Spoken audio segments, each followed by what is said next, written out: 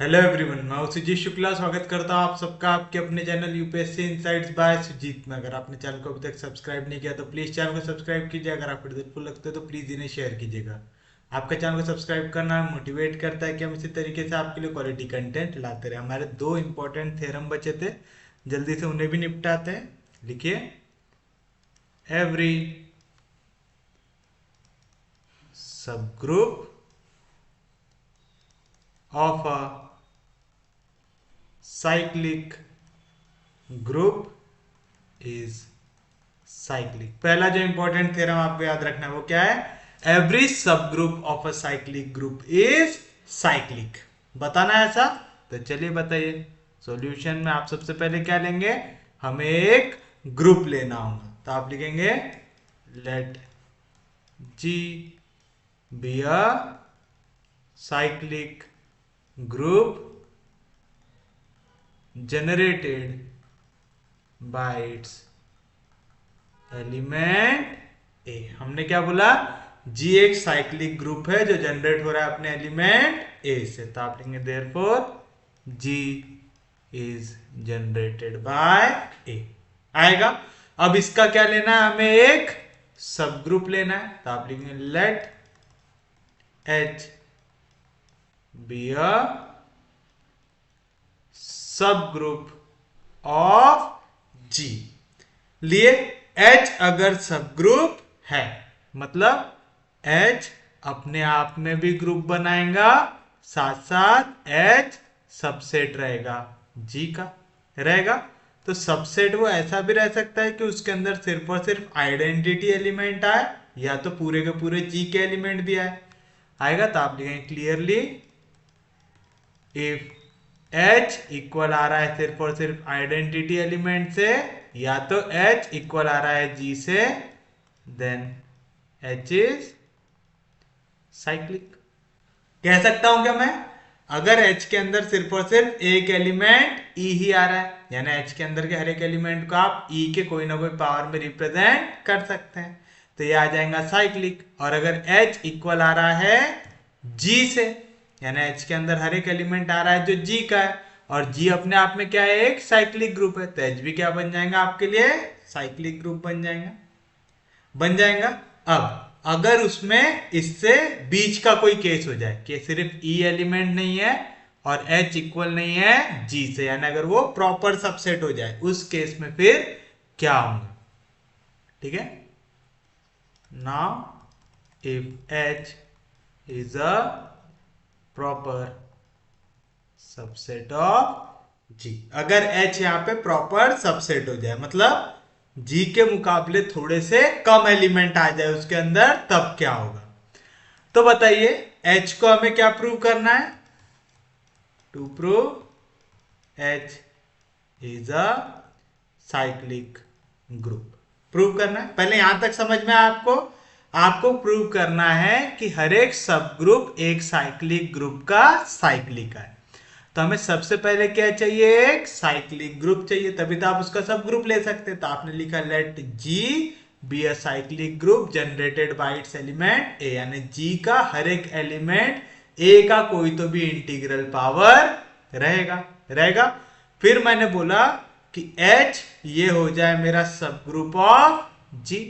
अगर H सब group है, इसका मतलब H अपने आप में भी एक ग्रुप होना चाहिए और उसके साथ साथ H सबसेट होना चाहिए G का, यानी H के अंदर एलिमेंट कहां से लेना चाहिए?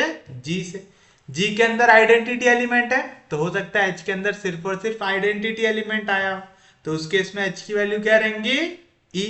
तो सिर्फ और सिर्फ E एक एलिमेंट प्रेजेंट है उसमें, तो मैं बोल सकता है कि H ये जनरेट हो रहा है बाय आइडेंटिटी एलिमेंट, क्योंकि सिर्फ एक एलिमेंट है तो मैं H को उस केस में क्या बोल सकता हूँ? साइक्लिक बोल सकता हूँ।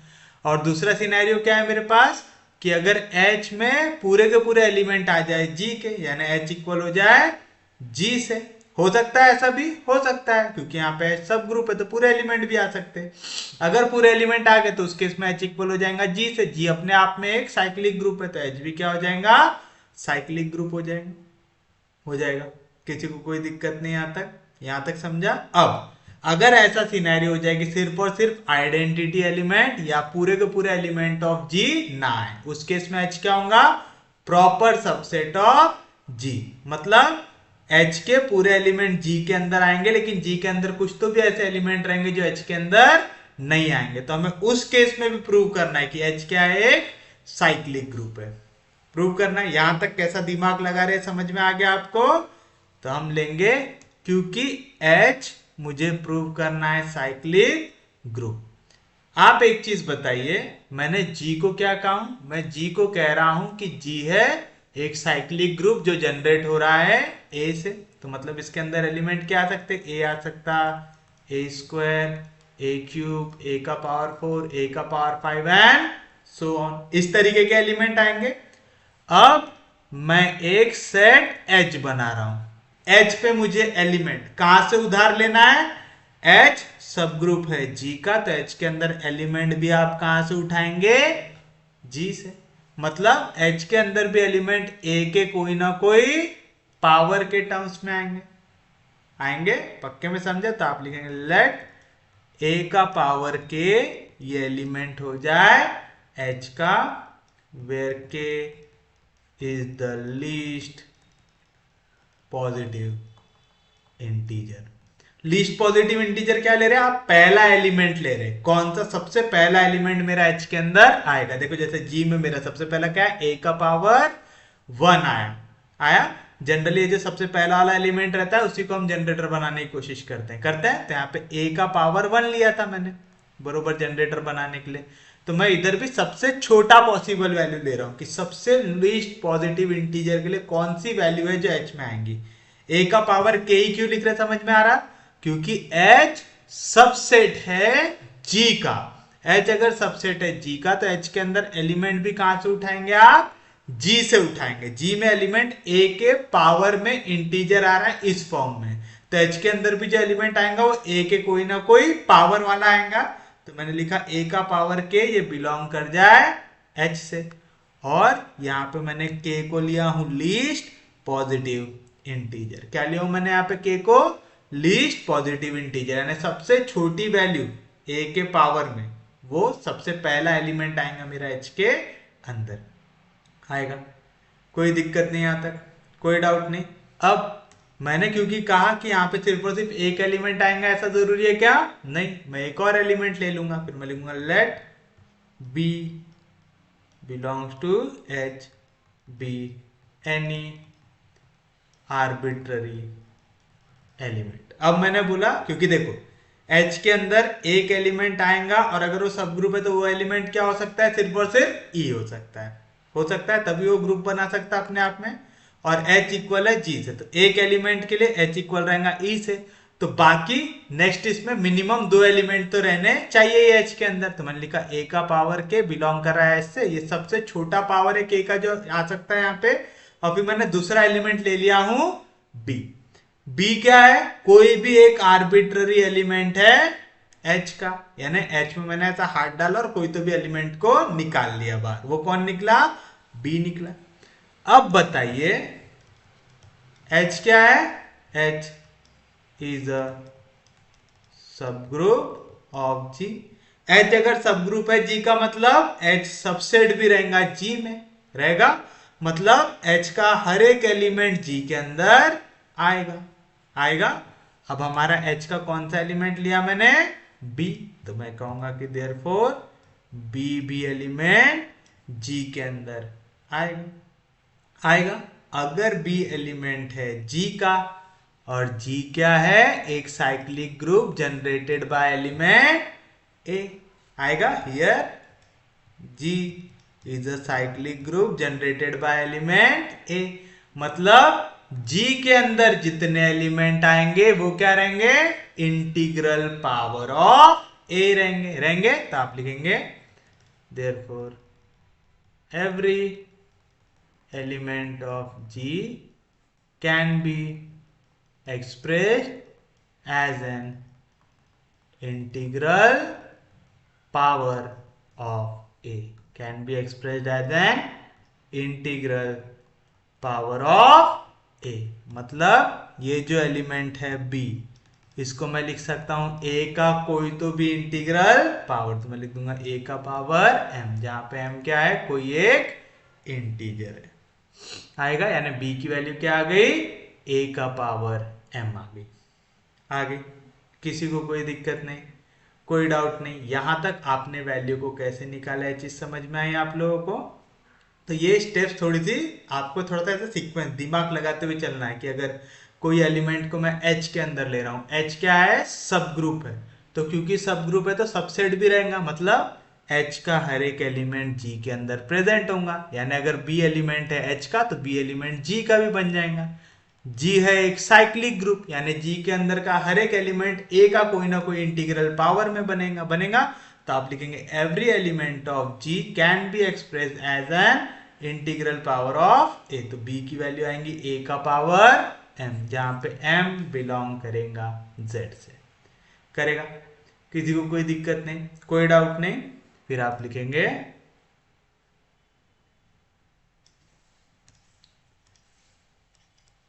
let us assume that K does not divide M। अब समझिए, अगर मैं कह रहा हूं कि G is generated bye A, तो G के एलिमेंट क्या आ रहे हैं, A का पावर 1, A का पावर 2, A का पावर 3, A का पावर 4, A का पावर 5, A का पावर 6। सपोज इस तरीके से आपके ग्रुप बन रहे हैं। मैं कह रहा हूं इसका एक और सब ग्रुप है, वो जनरेट हो रहा है A के स्क्वायर से, तो इसका ग्रुप क्या बन सकता है, A स्क्वायर, A का पावर 4, A का पावर 6 बन सकता है। तो आप देख रहे हैं ये जो सबसे छोटा इंटीजर वाली वैल्यू रहता है वो बड़े वाले नंबर्स को डिवाइड करता है। जैसे मैं 4 को डिवाइड कर सकता हूं 2 से, 6 को डिवाइड कर सकता हूं 2 से, कर सकता हूं। अगर मैं बोल रहा हूं कोई एक सेट है जो जनरेट हो रहा है a के क्यूब से, तो क्या क्या वैल्यू आ सकते हैं यहाँ पे, a क्यूब, फिर a क्यूब का स्क्वायर यानी a का पावर 6, फिर a क्यूब का पावर 3 यानी a का पावर 9 एंड सो ऑन आएगा। तो आप देख रहे हैं जो पहला एलिमेंट है वो हमेशा आगे के एलिमेंट्स को क्या करता है, डिवाइड करता है। क्यों डिवाइड करता है, अगर कोई भी एलिमेंट जनरेटर है मतलब आगे के एलिमेंट इसी के इंटीग्रल पावर से बने, मतलब इसको पावर में मल्टीप्लाई करके बने, है ना। जैसे ए स्क्वायर मल्टीप्लाई हो रहा है ए स्क्वायर से, तो हो गया ए का पावर 4, ए स्क्वायर 3 बार मल्टीप्लाई हो रहा, आ रहा है ए का पावर 6 आ रहा है। समझ रहा है ये चीज आपको, तो याद रखिएगा जैसे आप ए देख रहे हैं तो ए का पावर 1 है, 1 डिवाइड करता है 2 3 4 5 6 सबको करता है, तो ये चीज आपको याद रखना है। तो मैं ले रहा हूं इसका अपोजिट, मैंने क्या लिया कि K does not divide M, याद रखना ये होता है K डिवाइड M, ये होता है K does not divide M। तो मैंने बोला K M को डिवाइड नहीं कर रहा है, अगर K M को डिवाइड नहीं कर रहा है तो there exist some positive integers Q and R such that, किस तरीके से कि डिविडेंड को मैं लिख सकता हूं divisor into quotient plus remainder, जहां पे ये रिमाइंडर 0 से बड़ा रहेगा लेकिन जिस वैल्यू से डिवाइड कर रहे हो उससे छोटा रहेगा। तो आपने लिखा m की वैल्यू रहेंगी के क्यू प्लस आर रहेंगी, where 0 is less than r which is less than k। उम्मीद है यहां तक समझ में आया होगा। अगर आपको ऐसे में दिक्कत हो रही है ना, तो देखो हम क्या बोल रहे हैं, H के अंदर 2 एलिमेंट तो पक्के में आ गए। कौन कौन से आ गए, पहला H के अंदर का एलिमेंट मैंने लिया हूं a का पावर k, लिया हूं, ले लिया, जहां पे k क्या है, एक लीस्ट पॉजिटिव इंटीजर है। फिर मैंने एक एलिमेंट b लिया था H के अंदर, ये क्योंकि H के अंदर था तो ये G के अंदर भी गया, तो मुझे यहां से मिला कि b की वैल्यू रहेंगी a की पावर m। तो H के अंदर एक और एलिमेंट मुझे दिख रहा है, वो क्या है ए का पावर m आ रहा है। अब देखो दोनों a के कोई ना कोई इंटीग्रल पावर है ना, तो दो चीज हो सकती। चलो अगर मैं कॉमन सेंस भी लगाऊं तो दो चीज हो सकती।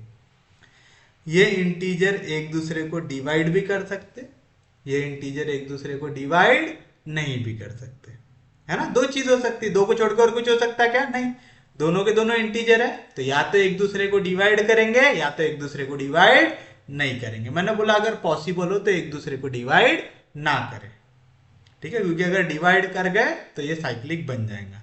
तो मैंने बोला कि चलो अगर पॉसिबल हो तो ये एक दूसरे को डिवाइड ना करे, तो मैंने लिखा लेट अस अज्यूम दैट कि के एम को डिवाइड नहीं करता। अगर के एम को डिवाइड नहीं करता है ना, कोई वैल्यू अगर किसी चीज को डिवाइड करती है, ठीक है, जैसे मैं बोलता हूं 5 10 को डिवाइड करता है तो 5 2 जार 10, उस केस में रिमाइंडर क्या आ जाता? 0। तो उस केस में जो मैं लिखता हूं dividend equal to divisor into quotient plus remainder, उसकी वैल्यू क्या आएंगे? डिविडेंड क्या था? 10 इज इक्वल टू डिविजर क्या था? 5 इंटू क्वोशिएंट क्या था? 2 प्लस रिमाइंडर कितना आ गया? 0। यानी मैं 10 को लिख सकता हूं 5 इंटू 2, डायरेक्ट लिख सकता हूं। उस केस में रिमाइंडर कुछ भी आता है क्या? नहीं। अब मैं कह रहा हूं कि ऐसा अज्यूम करके चलो कि के एम को डिवाइड नहीं करता, मतलब यहां पे 10 के जगह सपोज की वैल्यू आ गई 12 12 को डिवाइड नहीं करता तो 5 2 जार 10, तो बचेगा रिमाइंडर। इस केस में मेरा आंसर क्या बनेगा? Dividend is equal to divisor into quotient plus remainder बनेगा। तो ये वाला फॉर्म लिखा मैंने, dividend equal to divisor into quotient plus remainder, लिखा वाला फॉर्म। आप चाहो तो याद रखने के लिए यहाँ पे मेंशन भी कर सकते हैं, क्या है? Division algorithm. क्या है ये? Division algorithm.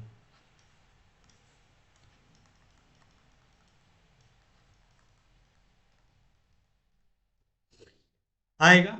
तो चलिए अगर मैं यहां से r की वैल्यू निकालना चाहूं तो क्या मिलेगा मुझे? r मिल जाएगा यहाँ पे प्लस के क्यू, इधर गया तो माइनस के क्यू, तो आएगा m माइनस के क्यू।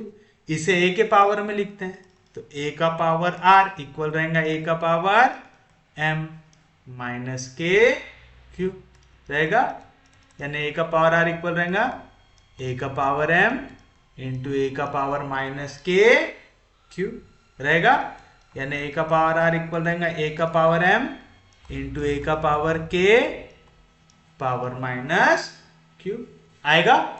a का पावर m क्या है? a का पावर m ये है b है, a के पावर m को मैं लिख सकता हूं b, तो a का पावर r आ जाएगा b इंटू a का पावर k का पावर माइनस q। तो आप एक चीज बताओ, अगर b एलिमेंट है, b किसका एलिमेंट लिया था मैंने?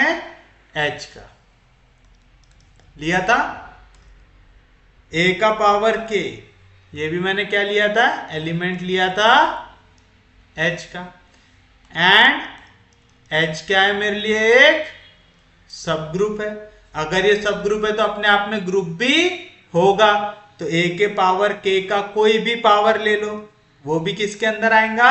h के अंदर आएगा, और ये दोनों का मल्टीप्लीकेशन भी h के अंदर आएगा ना, b इंटू a का पावर k माइनस q, ये भी आएगा h के अंदर। दिस इंप्लाइज a का पावर r भी आएगा h के अंदर, जहां पे 0 is less than r which is less than k आएगा। ऐसा समझा? कौन सी प्रॉपर्टी लगा यहाँ पे? Closure property. k का पावर k पहले कितने बार भी मल्टीप्लाई होगा तो बनेगा a का पावर k का पावर q आया क्लोजर प्रॉपर्टी से। a का पावर k का पावर q भी आएगा h के अंदर। अगर h सब ग्रुप है, अपने आप में ग्रुप है, तो इसका इनवर्स भी एग्जिस्ट करेगा, तो a का पावर k का पावर माइनस q भी आएगा h के अंदर, और b भी h के अंदर है। ये दोनों एलिमेंट अगर h के अंदर है तो इनका मल्टीप्लीकेशन भी h के अंदर होगा। कौन सी प्रॉपर्टी है ये? Closure property. तो आप बोल रहे a का पावर r ये भी एलिमेंट है h का, और जहां पे ये r की वैल्यू 0 से बड़ी है लेकिन k से छोटी है। बट आप देखिए आपने क्या लिखा था? बट आपने लिया था यहाँ पे कि a का पावर के एलिमेंट रहेगा h का जहां पे k क्या रहेगा, लीस्ट पॉजिटिव इंटीजर। क्या रहेगा के, लीस्ट पॉजिटिव इंटीजर। और r यहां पे एक नया इंटीजर आ रहा है जो k से छोटा है। आप लिखा है पे some positive integer q and r। चाहो तो यहां पे ऐसा भी दिखा दो, r भी आपने लिखा है एक इंटीजर, तो आप लिखेंगे which is contradiction, which is contradiction since k is the least positive integer। तो हमने अगर ये वाली वैल्यू लेके सॉल्व किया तो हमें कॉन्ट्राडिक्शन मिल रहा है, फिर हमें k सबसे छोटा पॉजिटिव इंटीजर मिल रहा है क्या, नहीं। मतलब हमसे कहीं ना कोई गलती हुई होंगी। कहां पे गलती होंगी, जब हमने अजम्पशन किया होगा। तो आप लिखेंगे therefore our assumption is wrong। तो हम लिख रहे हैं कि हमारा assumption गलत है। हमने क्या assume किया था कि k m को डिवाइड नहीं करता। तो हमारा अब ओरिजिनल वैल्यू क्या हो जाएंगी, hence k डिवाइड्स m। समझा, that is k divides m। आ गया। अब बताओ अगर दो वैल्यू एक दूसरे को डिवाइड कर रहे हैं तो आप क्या लिख सकते हैं, आप m को लिख सकते हैं k times q, where q is a positive integer.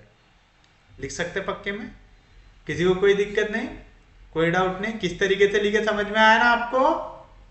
अगर ये k डिवाइड कर रहा है m को, अगर 5 डिवाइड कर रहा है 10 को, तो 5 2 जार कितना हो जाएगा 10। तो इस केस में रिमाइंडर क्या आ गया 0। उस केस में डिविडेंड की वैल्यू क्या आएंगी, divisor into quotient. Plus remainder लिखने की जरूरत है क्या, नहीं, क्योंकि उसकी वैल्यू क्या हो गई 0। तो मैंने इसको लिखा dividend equals to divisor into quotient. लिख दिया, कोई दिक्कत नहीं, कोई डाउट नहीं, समझा पक्के में। तो आप बताइए हमारा जो b था उसकी वैल्यू क्या थी, a का पावर m, और हमने लिखा कि m को आप लिख सकते हैं k टाइम्स q। लिख सकते हैं, इसी का मतलब मैं लिख सकता b की वैल्यू रहेंगे a के पावर k का पावर q, जहां पे q क्या है, एक इंटीजर है, where q is a integer.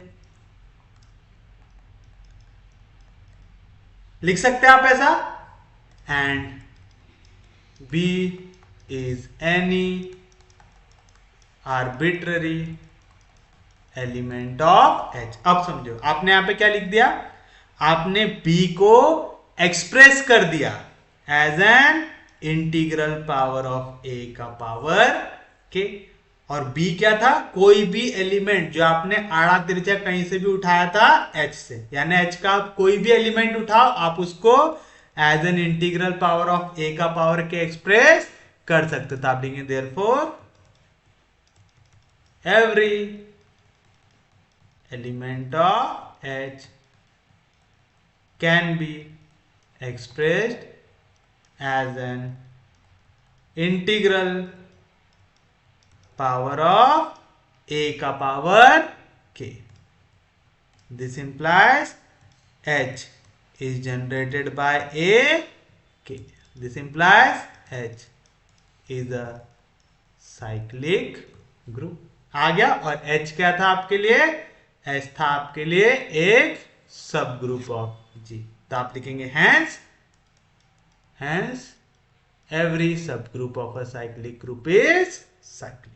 तो उम्मीद है आपको समझा होगा ये वाला थ्योरम आपको कैसे सॉल्व करना है। क्या किया आपने, सबसे पहले आपको कह रहा था आपको प्रूव करना है कि हर एक सब ग्रुप कैसा आता है, साइक्लिक आता है। Every subgroup of a cyclic group is cyclic, ये प्रूव करो कह रहा था। तो हमने क्या किया, G को लिया एक साइक्लिक ग्रुप लिया। तो आपने लिया G is a cyclic group. क्या लिया आपने, G को लिया एक साइक्लिक ग्रुप जो जनरेट कर रहा था बाय इट्स एलिमेंट A। लिया ऐसा, यानी G is generated by element A। लिया ऐसा, फिर आपने इसका एक सब ग्रुप लिया। तो आपने लिखा H बी अ सब ग्रुप ऑफ G। H अगर सब ग्रुप है G का, मतलब एच के अंदर एलिमेंट किसके अंदर से आएंगे, जी के अंदर से, और एच अपने आप में भी क्या होगा, एक ग्रुप होगा। तो एच में अगर हमको ग्रुप बना, सबसे छोटा ग्रुप में क्या बना सकता, एच के अंदर सिर्फ और सिर्फ आइडेंटिटी एलिमेंट लिख के बना सकता हूं, या तो सबसे बड़ा ग्रुप क्या बना सकता, एच के अंदर पूरा का पूरा जी के एलिमेंट डाल के बना सकता। तो मैंने लिया कि अगर एच इक्वल रहेगा ई से, या तो अगर एच इक्वल रहेगा जी से, दोनों सिनेरियो में एच क्या रहेगा, एक साइक्लिक ग्रुप रहेगा। क्यों, अगर सिर्फ और सिर्फ आइडेंटिटी एलिमेंट है, एक ही एलिमेंट है, तो ई जनरेट्स एच, बोल सकते हैं ऐसा।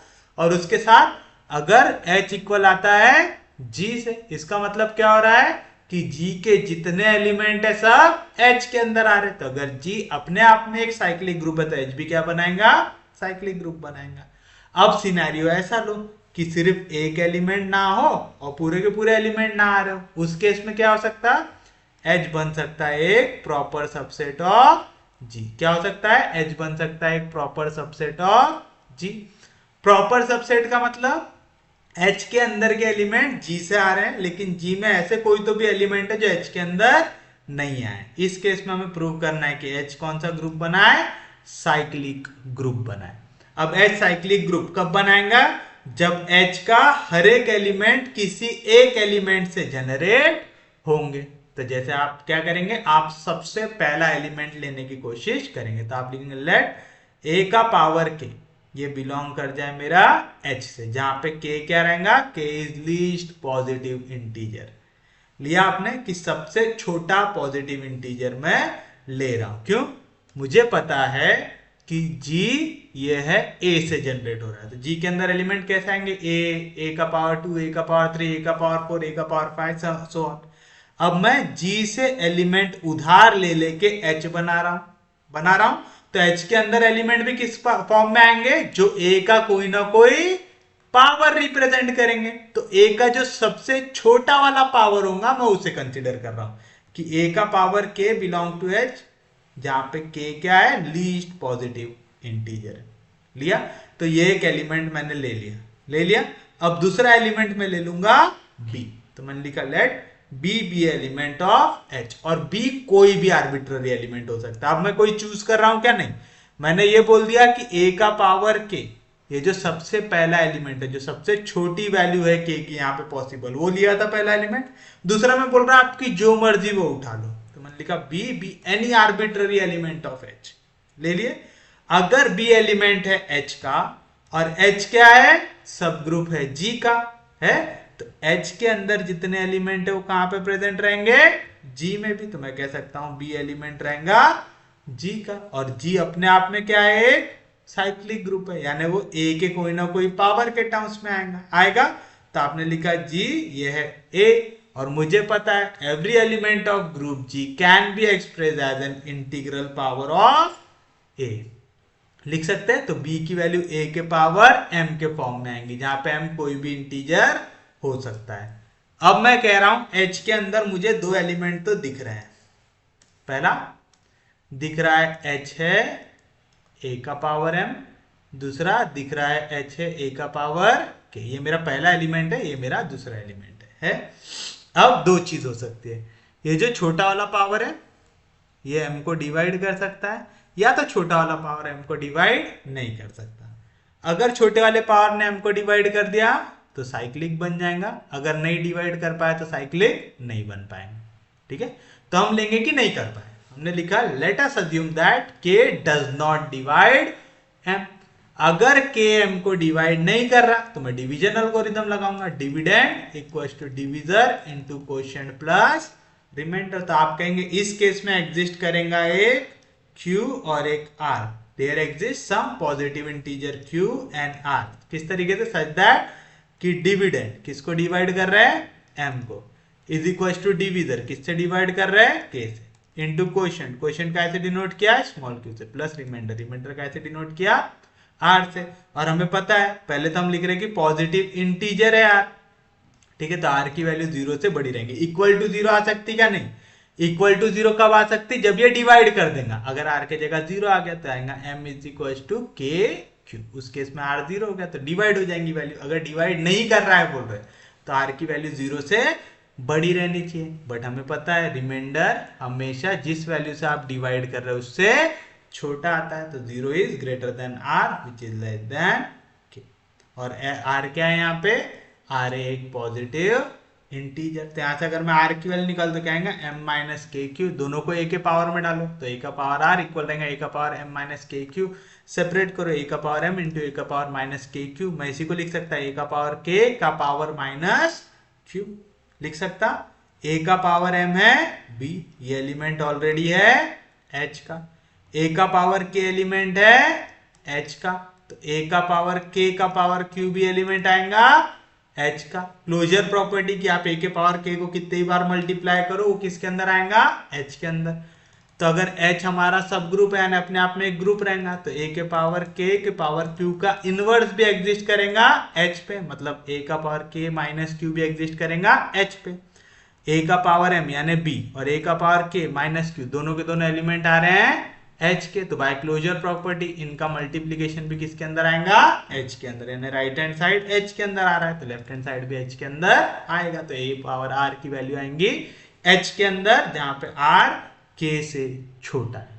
पर ये हो सकता है क्या, नहीं, हमने तो k को लिया ही ऐसा था कि a का पावर k एलिमेंट हो h का जहां पे k क्या हो, लीस्ट पॉजिटिव इंटीजर हो, लिया था ऐसा, तो k तो लीस्ट पॉजिटिव इंटीजर रहना चाहिए था, आप बोल रहे r ये नया आ गया जो कैसा है k से भी छोटा इंटीजर है और ये भी एलिमेंट है h का, ऐसा हो सकता है क्या, नहीं, तो which is contradiction since k is the least positive integer. ये ऐसा आपने गलत आ गया, मतलब हमने कहीं ना कहीं अजम्पशन गलत किया होगा, हमने क्या अज्यूम किया था कि k m को डिवाइड नहीं कर रहा था, आप लिखेंगे आवर अजम्पशन इज रॉन्ग, यानी k डिवाइड करेगा m को, अगर k m को डिवाइड कर रहा है कि अगर m को डिवाइड कर रहा है तो रिमाइंडर कितना आ जाएगा 0, तो डिविडेंड की वैल्यू आएंगे divisor into coefficient plus remainder, remainder आ गया 0, तो डिविडेंड क्या था, m को डिवाइड कर रहे थे, डिविजर किससे डिवाइड कर रहे थे, k से, कोएफिशिएंट आया q आ गया, तो b की वैल्यू क्या है a का पावर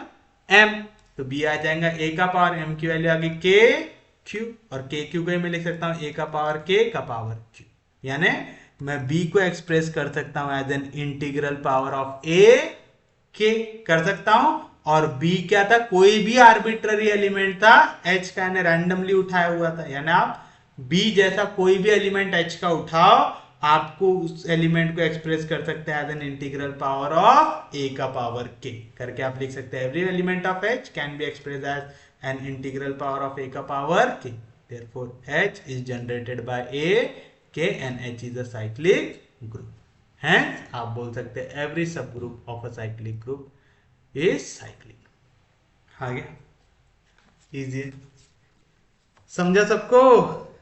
चलिए हम देखते हैं हमारा नेक्स्ट थ्योरम।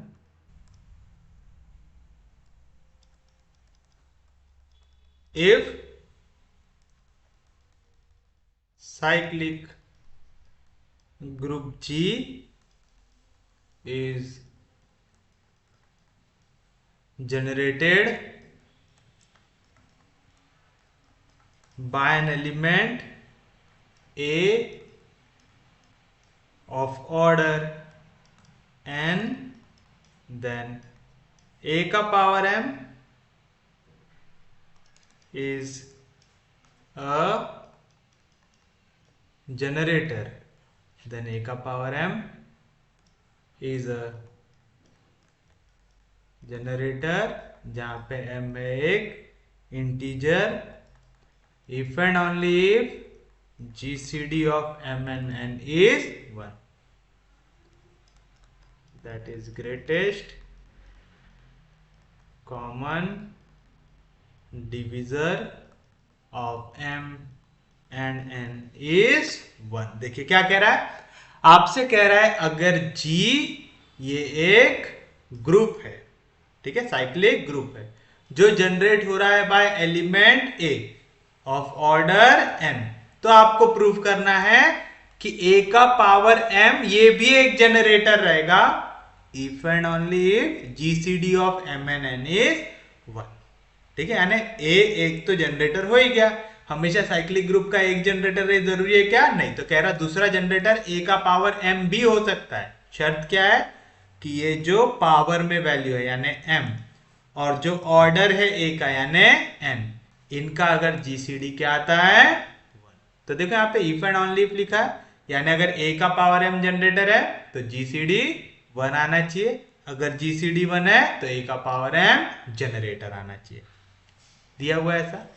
तो ये दोनों चीज आपको प्रूव करना है कि ए का पावर m जनरेटर रहेगा, ये अगर गिवन है तो mn का जीसीडी आपको 1 प्रूव करना है, और अगर mn का जीसीडी 1 दिया हुआ है तो आपको ए का पावर m जनरेटर प्रूव करना है।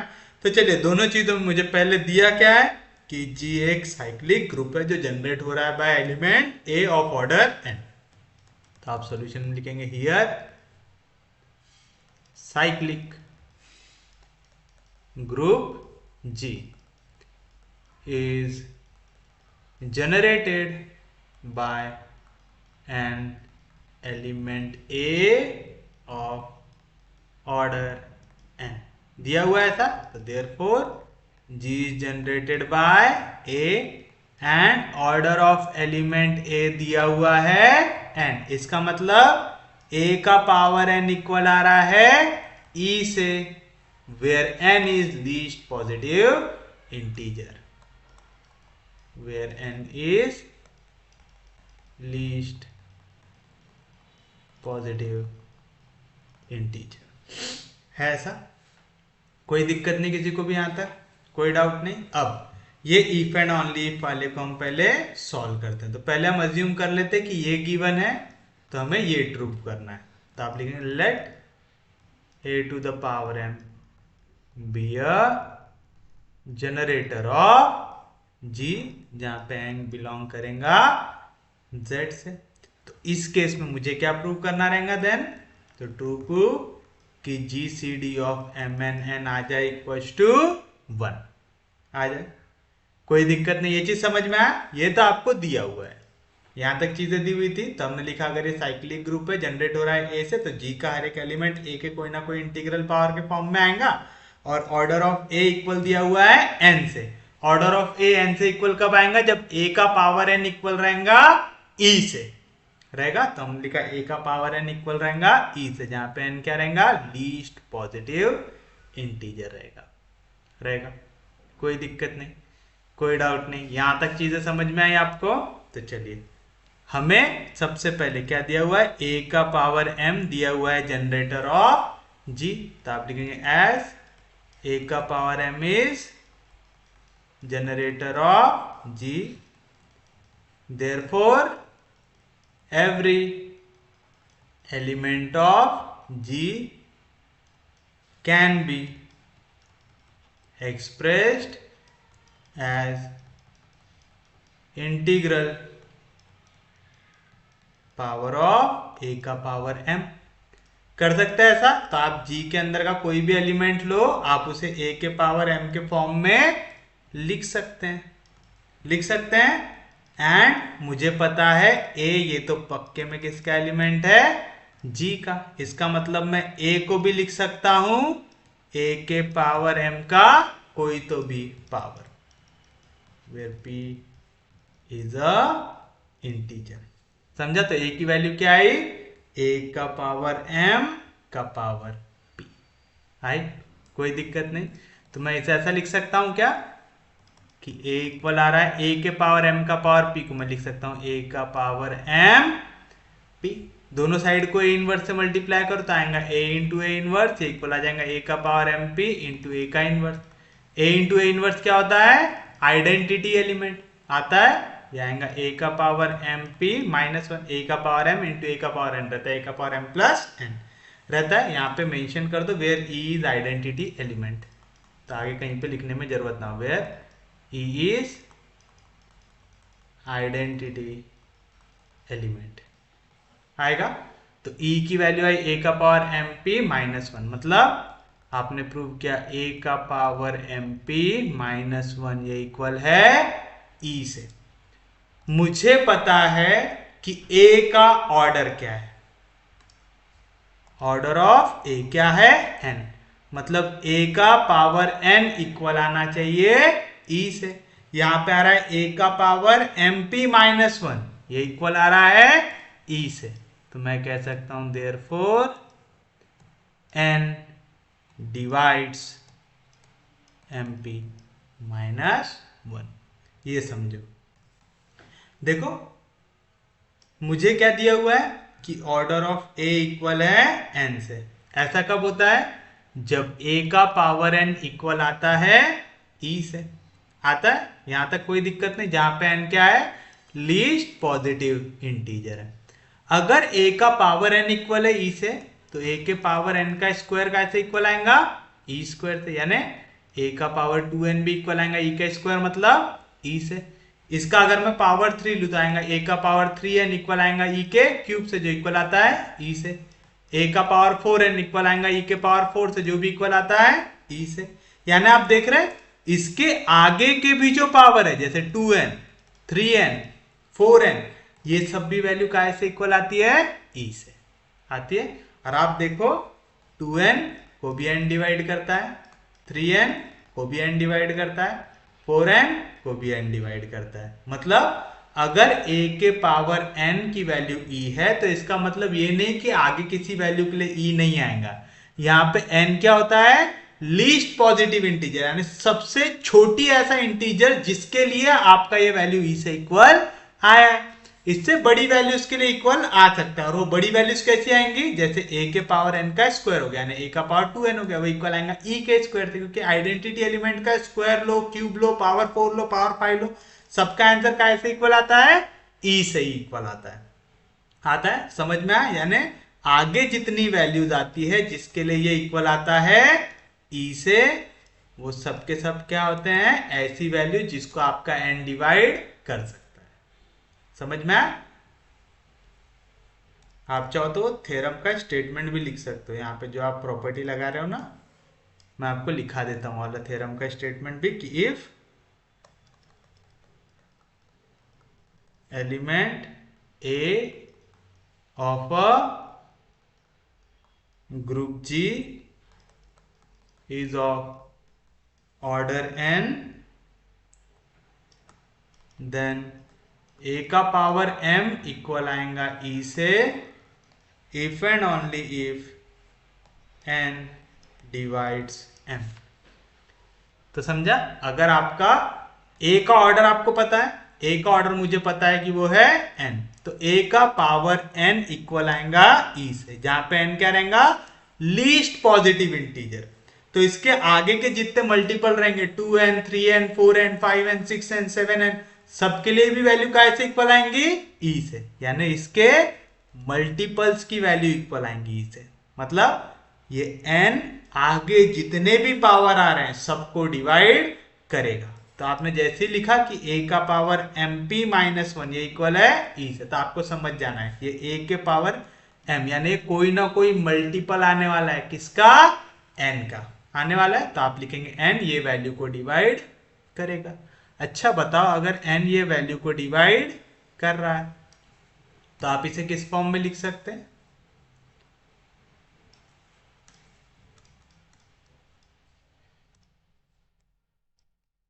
मैं कह रहा हूं 7 डिवाइड करता है 21 को, तो 7 3 21, बचा रिमाइंडर 0। तो जब भी वैल्यू डिवाइड करते तो रिमाइंडर कितना आता है? 0।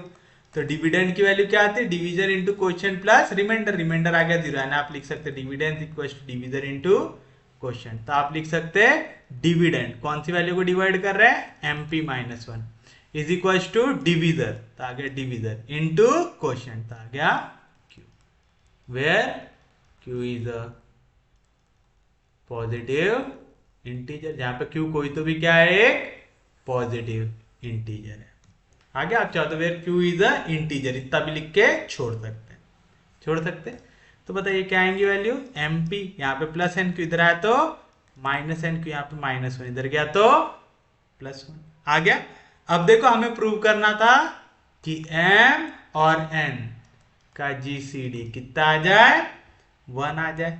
और देखो m और n का लीनियर कॉम्बिनेशन, यहाँ पे देखिए p और q दोनों के दोनों क्या है? इंटीजर है, q भी इंटीजर है और यहाँ पे p भी इंटीजर है।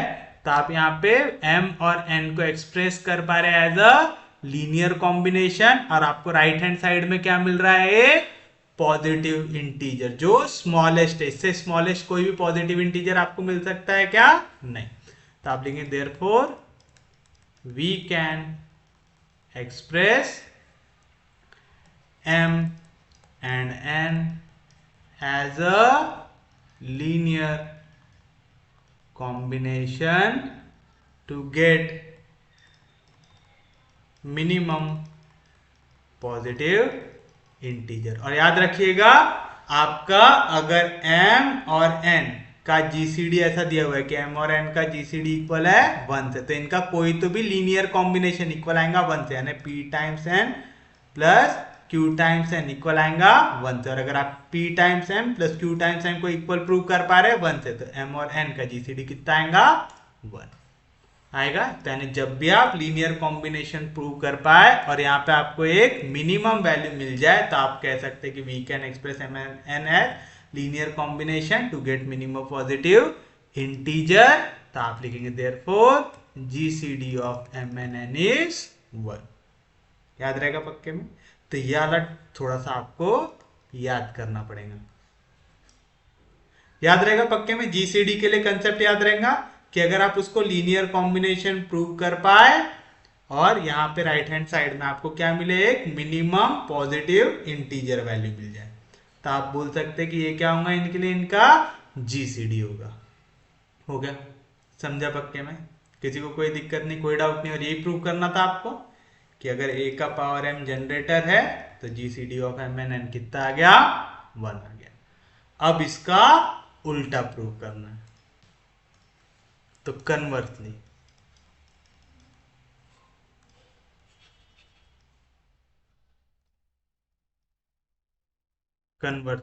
अगर मुझे दिया हुआ है GCD of m and n in 1, तो आपको प्रूव करना है यहाँ पे टू प्रूव कि a टू द पावर क्या दिया था मैं, a to the power m is a generator of g।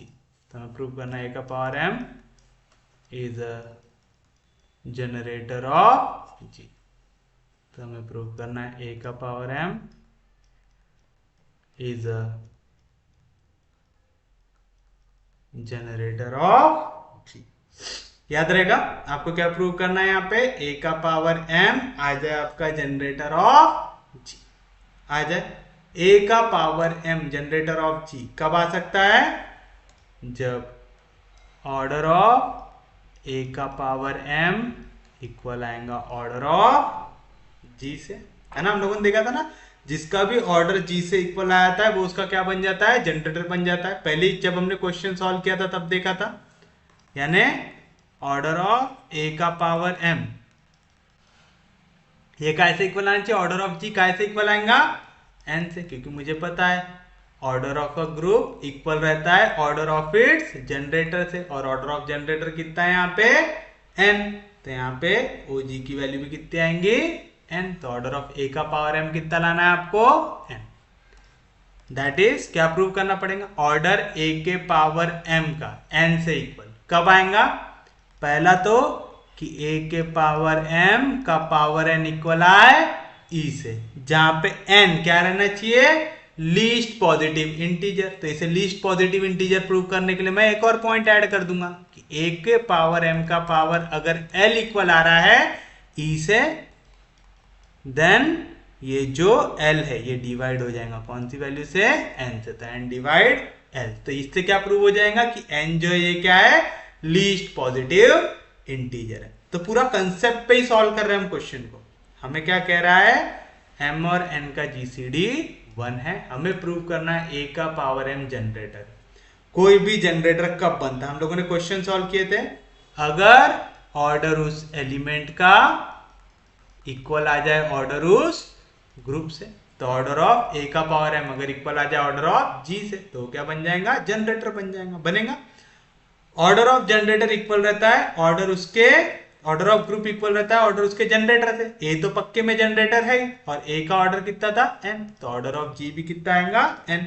यानी आपको प्रूव करना है ऑर्डर ऑफ a का पावर m इक्वल आ जाए n से। मतलब आपको प्रूव करना है a के पावर m का पावर n इक्वल आ जाए e से, जहां पे n क्या हो, n is least positive integer. तो हम दो पार्ट में इसको प्रूव करेंगे। पहले हम प्रूव करेंगे कि a का पावर m का पावर n इक्वल आ जाए e से, तो ये प्रूव कर दिया।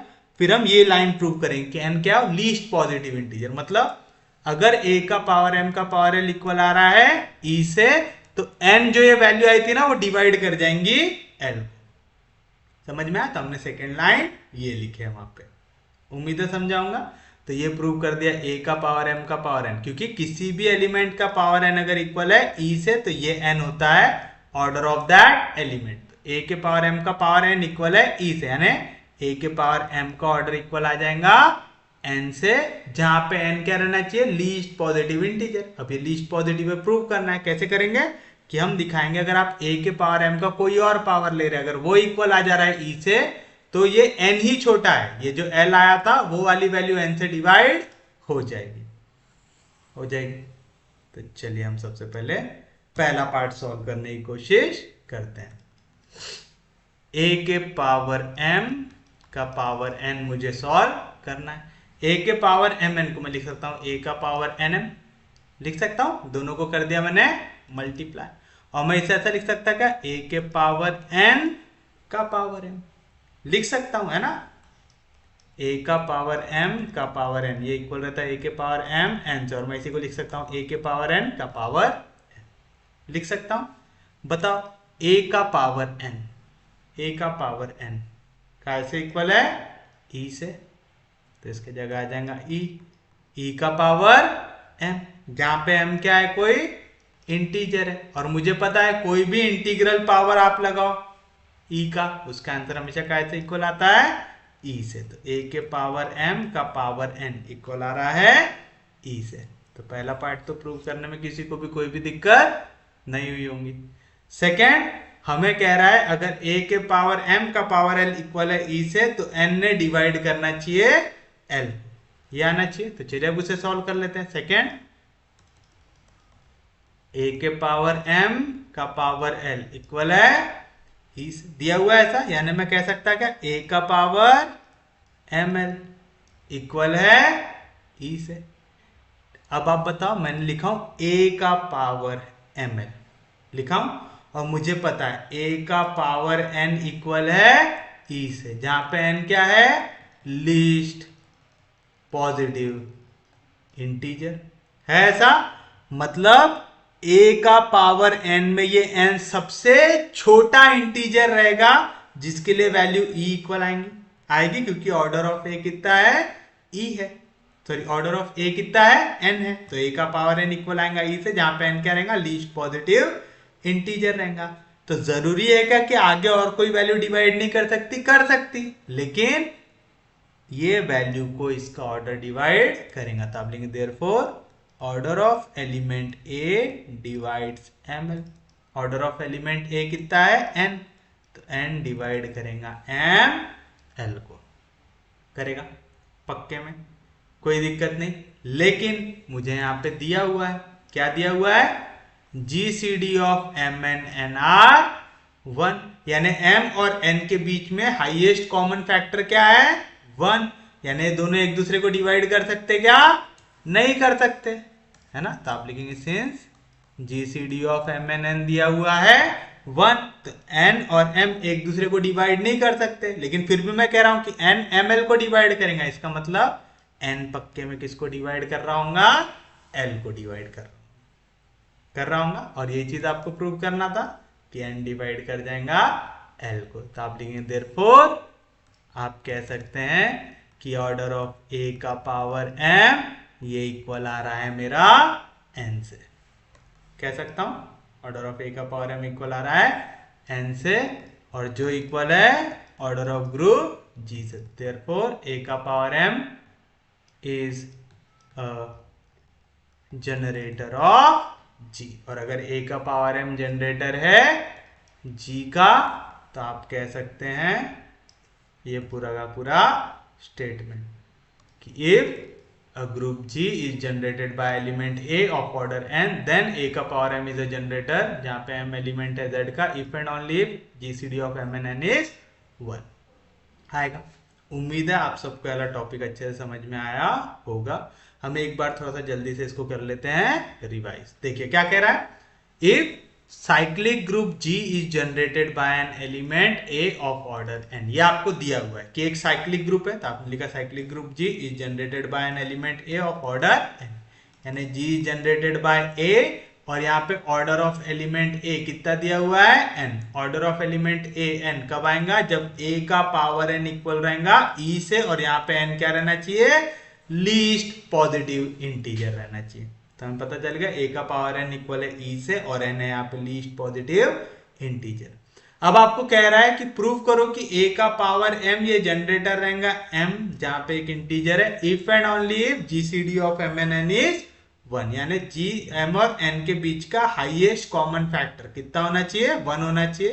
तो ऐसा कोई भी वैल्यू जिसका हाईएस्ट कॉमन फैक्टर 1 हो, तो A का पावर m भी क्या फॉर्म करेगा, जनरेटर। यहाँ पे इफ एंड ओनली इफ दिया हुआ है, तो अगर ये ट्रू है तो ये प्रूव करो, ये ट्रू है तो ये प्रूव करो। तो हमने पहले ई से ट्रू लिया, कि आपने लिखा कि ए का पावर m बी है जनरेटर ऑफ जी, जहां पे m रहेगा आपके लिए एक इंटीजर। तो हमें प्रूव करना है कि इनका जीसीडी कितना आएगा, 1 आएगा। अगर a का पावर m जनरेटर है g का, मतलब g के हर एक एलिमेंट को आप एक्सप्रेस कर सकते हैं as an integral power of a का पावर m, और मुझे पता है a एलिमेंट है किसका, g का, यानी मैं a को भी लिख सकता हूं as an integral power of a का पावर m, जहां पे p क्या है, एक इंटीजर है। a का पावर m का पावर n क्या रहता है, a का पावर m इंटू n, तो a के पावर m का पावर p क्या आएगा, a का power m p, a inverse से मल्टीप्लाई किया आएगा a into a inverse, a का पावर m p, a का power -1, a into a inverse आता है e, तो e इक्वल आ गया a के पावर m p -1 से आ गया। एक एलिमेंट का पावर n इक्वल टू ई, अगर ऐसा दिया हुआ है तो ये n क्या होता है, n होता है मेरे लिए ऑर्डर, आता है जहां पे n क्या होना चाहिए, लीस्ट पॉजिटिव इंटीजर। लेकिन मुझे दिया हुआ है कि a का दूसरा पावर, ठीक है, यहाँ पे n आ रहा है क्या, नहीं, n को छोड़ के दूसरी वैल्यू आ रही है, ये इक्वल है e से। तो याद रखना कि order of a will divide this power आएगा। तो ऑर्डर ऑफ ए क्या था, n, यानी n डिवाइड करेंगे इसको, याद रहेगा पक्के में, इजी है, याद रखना। अगर आपको दिया हुआ है कि n ऑर्डर है a का, मतलब a का पावर n इक्वल रहेगा e से, जहां पे n क्या रहता है, लीस्ट पॉजिटिव इंटीजर, तो इससे बड़े वाले जो भी इंटीजर के लिए वैल्यू इक्वल टू e आएंगी ना, वो सब इंटीजर को n डिवाइड करेगा, करेगा। तो आपने लिखा n डिवाइड करेगा, आगे जितने इंटीजर आ रहे थे mp -1 को भी n डिवाइड करेगा। अगर mp -1 को n डिवाइड कर रहा है, इसका मतलब कि जो आपका dividend equal to divisor into quotient plus remainder है, अगर ये डिवाइड करता है तो रिमाइंडर की वैल्यू क्या आ जाती है, 0। तो आप लिख सकते हैं dividend equal to divisor into quotient, तो mp -1 is equal to n into q। आ गया ऐसा, कोई दिक्कत नहीं, जहां पे q क्या है, पॉजिटिव इंटीजर है, यहाँ पे प्लस n q इधर गया माइनस n q, यहाँ पे -1 इधर गया +1 आ गया। हमें प्रूव करना था m और n का जीसीडी कितना है, 1 है, और हमने m और n को एक लीनियर कॉम्बिनेशन बना के यहाँ पे प्रूव कर दिया, किया कि हमने mp -nq को इक्वल लिख दिया 1 से, लिख दिया। यहाँ पे p और q क्या रिप्रेजेंट करते हैं, इंटीजर्स रिप्रेजेंट करते हैं, यानी आपने क्या बनाया, इसे लीनियर कॉम्बिनेशन बना दिया। तो we can express m and n as linear combination to get minimum positive integer right hand side में। तो ये जो minimum positive integer right hand side का रहता है, वो क्या रहता है, ये दोनों एलिमेंट का जीसीडी। तो GCD of m and n is 1 आएगा। किसी को कोई दिक्कत नहीं, कोई डाउट नहीं, कैसे बनाया समझा सबको। फिर अभी हमें दिया हुआ है इसका कन्वर्स कि m और n का जीसीडी है 1, तो आपको प्रूव करना है कि a का पावर m क्या है, जनरेटर है g का। a का पावर m अगर जनरेटर रहेगा g का, हमें ये पता है ऑर्डर ऑफ ग्रुप हमेशा इक्वल होता है ऑर्डर ऑफ इट्स जनरेटर से, होता है। तो हमें प्रूव करना है कि ऑर्डर ऑफ a का पावर m इक्वल आ जाए ऑर्डर ऑफ g से, बट ऑर्डर ऑफ ग्रुप कितना है, ये इक्वल रहेगा अपने जनरेटर के ऑर्डर से जो था n, तो ऑर्डर ऑफ ग्रुप भी कितना आएगा n। तो आपको प्रूव करना है अगर a का पावर m को भी जनरेटर बनना है तो इसका ऑर्डर भी कितना आना चाहिए n। ऑर्डर ऑफ ए का power m equal to n कब आएगा? जब a के पावर m के पावर n की वैल्यू इक्वल आ जाएंगी e, जहां पे n क्या रहना चाहिए? Least positive integer. तो दोनों चीजें एक साथ तो प्रूव नहीं कर सकता, तो मैं पहले प्रूव करूंगा a के पावर m का पावर n भी कितना आ रहा है? e से, और ये लीस्ट पॉजिटिव इंटीजर है। ये कैसे प्रूव करूंगा? कि अगर मैं a के पावर m का कोई और पावर ले रहा हूं और वो भी इक्वल आ जा रहा है e से, तो ये जो पावर रहेगा ना, ये हमेशा डिवाइड होगा हमारे n से। ये प्रूव कर दूंगा मैं, तो हो जाएगा मेरा n लीस्ट पॉजिटिव इंटीजर हो जाएगा। तो मैंने लिखा सबसे पहली चीज a के पावर m का पावर n, a के पावर m का पावर n को मैं लिख सकता है a का पावर mn, और इसी को मैं लिख सकता है a के पावर n का पावर m, और a का पावर n कैसे इक्वल है? e से। e का कोई भी इंटीग्रल पावर कैसे इक्वल आता? e से। तो पहली चीज प्रूव कर लिया। फिर मुझे दिखाना है ये जो है ना, ये लीस्ट पॉजिटिव इंटीजर है, मतलब n के जगह अगर कोई और वैल्यू आ गई तो वो पक्के में n से डिवाइड होगी। तो मैंने लिखा a के पावर m का पावर l इक्वल है e से, फिर a का पावर ml इक्वल आएगा e से। फिर से मुझे पता है a के लिए ऑर्डर पक्के में क्या है? n है, क्वेश्चन में दिया हुआ है, यानी a का पावर n पक्के में इक्वल रहेगा e से। तो a का अगर कोई और पावर इक्वल आ रहा है e से, तो पक्के में वो जो पावर रहेगा वो डिवाइड होगा मेरा किससे? n से होगा। तो आपने लिखा therefore order of a will divide ml, करेंगे डिवाइड।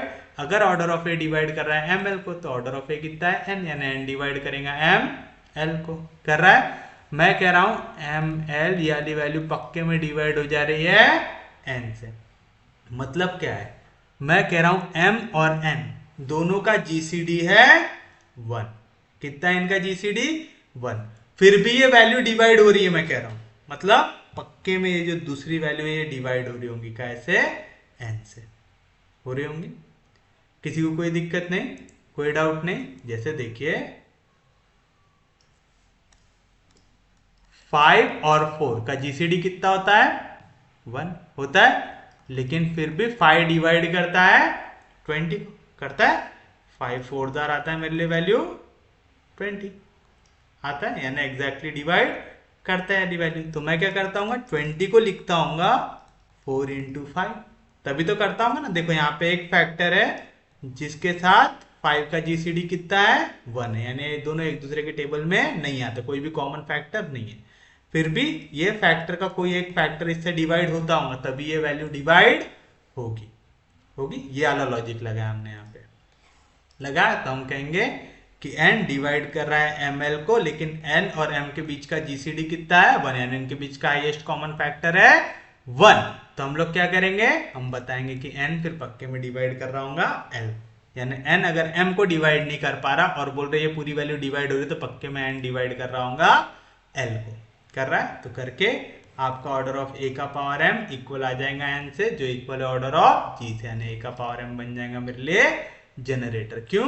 क्योंकि a का पावर m इक्वल आ गया, a के पावर m का पावर n इक्वल आ गया e से, और यहाँ पे मैंने क्योंकि दिखा दिया n के जगह कोई और पावर ले रहा हूं, तो वो डिवाइड हो रही है किससे? n से, यानी n क्या हो गया? स्मॉलेस्ट पॉजिटिव इंटीजर हो गया, लीस्ट पॉजिटिव इंटीजर हो गया, यानी प्रॉपर डेफिनेशन को फॉलो कर रहा है। तो order of this element will also be equal to n। और इसी के साथ हमारा आज का लेक्चर होता है समाप्त। उम्मीद है आपको आज का लेक्चर अच्छे से समझ में आया होगा। अगर आपको लेक्चर समझ में आ रही है, यूजफुल लग रहा है, तो प्लीज चैनल को सब्सक्राइब कीजिए, वीडियो को शेयर कर दीजिए। सबसे इंपॉर्टेंट चीज, पढ़ते रहिए, रिवाइज करते रहिए। हम लोग मिलेंगे कल, तब तक के लिए take care, have a nice day.